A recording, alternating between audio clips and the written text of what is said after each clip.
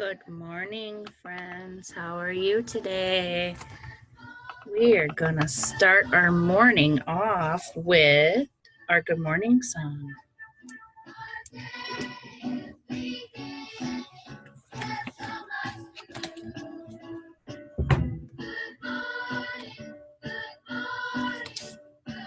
Hope everybody's having a good morning so far.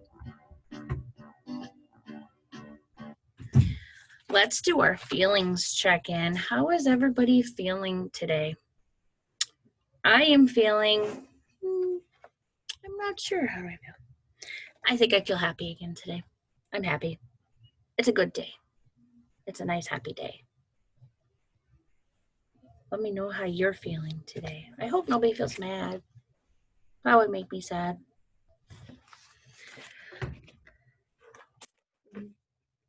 We're going to read our story, Wemberly Worried.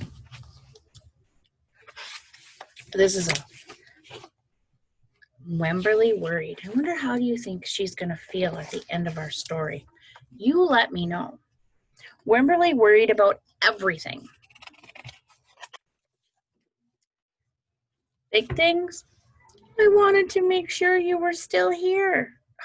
She turned the flashlight on her parents while they're sleeping. Mom's like, oh, turn that off. She worried about little things and things in between.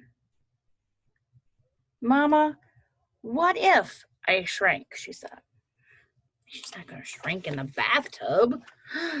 Wemberly worried in the morning when she woke up. She worried at night when she was going to sleep. And she worried throughout the day. She was always worrying. Wemberly was worrying all the time. You worry too much, said her mother. When you worry, I worry, said her father. Worry, worry, worry, said her grandmother. Too much worrying. At home, Wemberly worried about the tree in the front yard. If it falls. What if it falls on her house, she thought. Do you think that would fall on her house? I hope not. And the crack in the living room wall. Oh, what if it gets bigger and something comes out of it, she thought. I don't think that's going to happen. And the noise the radiators make. See, this is the radiator. It's making a lot of racket.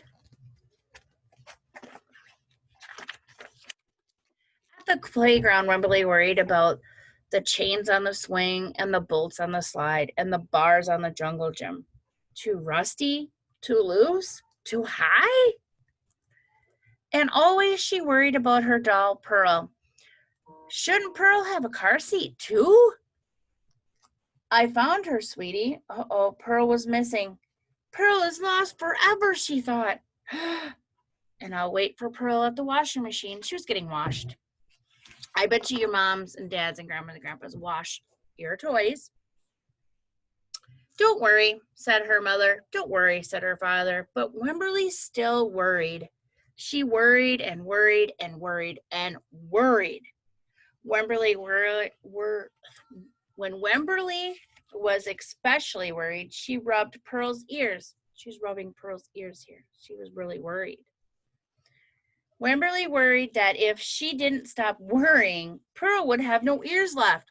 That could happen. If she was worrying too much, she would rub her ears off.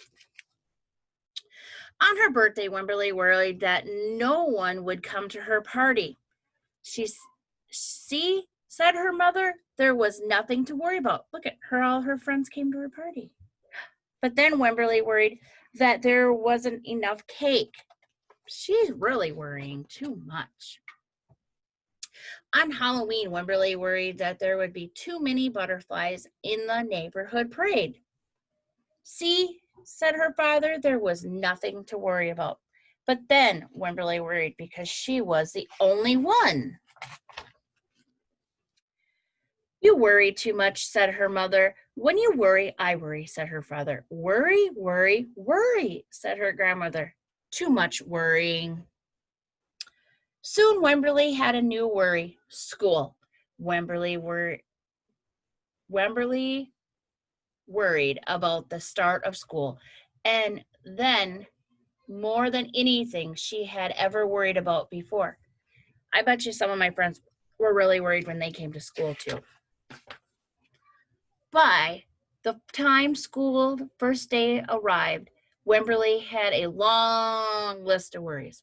What if no one else has spots? What if no one else wears stripes? What if no one else brings a doll? What if the teacher is mean?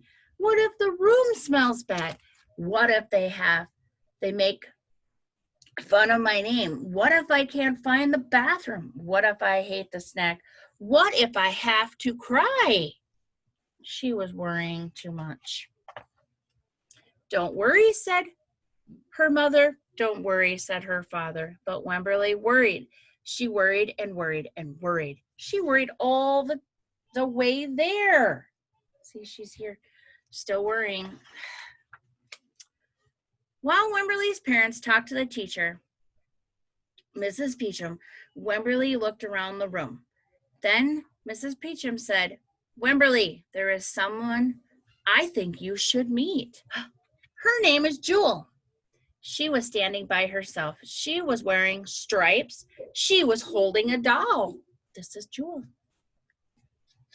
At first, Wimberly and Jewel just peeked at each other. This is Pearl, said Wimberly. This is Niblet, said Jewel. Oh, they're talking about their animals they brought to school. Pearl waved. Niblet waved back. Hi, said Pearl. Hi, said Niblet. I rub her ears, said Wimberly. I rub her nose, said Jewel. Throughout the morning, Wimberly and Jewel sat side by side and played together whenever they could. Pearl and Niblet sat side by side, too. Wimberly worried, but no more than usual, and sometimes even less. But Wimberly knew it was time to go home. They were sliding down the slide together.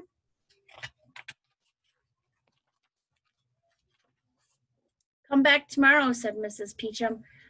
As the students walked out the door, they're walking out the door, holding their hands with their friends. Wimberly turned and smiled and waved. I will, she said. Don't worry, to the teacher. There they are. She's walking home and all excited to be home. Do you think Wimberly was worrying too much about school and everything? I think so. I think she just has to come to school and have fun. So I sent home a sheet and it's got I want you to count how many beds are in your room, beds in your house.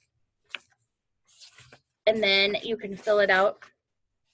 It's got chairs and beds and light, couch, rugs, and how many books you have at home. Just go around your house and mark it. And then there's another one for your kitchen. Spoons, bowls, forks, cups, plates, and these are called serving spoons. I bet your mom or dad or grandma or grandpa have them in their house. Just count them and write them down. You don't have to send these sheets home. These sheets are for you to keep at home and just keep them and have them to look at. I want you to tell me in your question of the day, I want you to tell me how many beds are in your house. Let me know. Just answer me on Learning Genie and let me know how many beds are in your house. And we're going to talk about our rules of school. So when we come to school, we talked about be kind, be safe, and take care of our room. Those are our rules in our room. Also, we have walking feet because if you run, you could fall and get hurt. We only run outside. And our talking voice, we just have a nice normal talking voice. Our screaming voice is a number 5, and that is only outside. We use a number 2 voice in school. I want you to practice writing your name on your cover sheet, your plastic binder. Write your name. And then you can look at what day it is, because we're still in September, and you can check off what day it is. And maybe tell me what the weather is. You can look on there and see what the weather is. Like today, it could be raining. Tomorrow, it could be sunny. You just have to always look and see what it is. And I'm also sending home some yoga poses. This to kind of help you calm down at home. You can practice these at home. You can practice them in school if you feel stressed out. Just practice one of them and see how it goes for you. And then let me know if you have any questions. But just remember, the question of the day is, how many beds are in your house? Answer that on Learning Genie to me, Miss Lisa, and we will see you again. Have a good day, my friends.